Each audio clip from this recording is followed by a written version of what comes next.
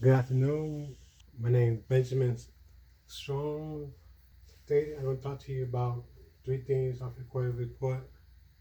You got day first delinquency, day of last payment, and day of last activity.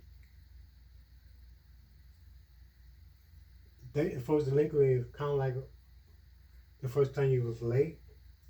Day of last payment is the last payment you made. Day of last activity is the last activity you did with the account. According to the date of first delinquency, you find out your quarter report 7 years from your first delinquency, it's going to come out of your quarter report. So it's very important to find out what's the first delinquency. Also, you want to find out what day last payment is. You want to find out when was your last payment is. Also, you want to find out when your day of last activity. And by chance, if it's more than 7 years, any of these three, you got a great chance of getting this off. A lot of times, they're not going to tell you your date of last activity or the date of your first delinquency.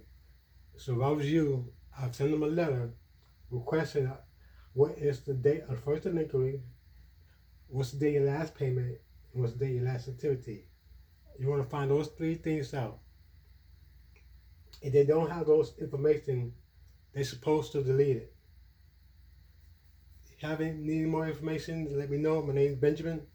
I'm glad to help you.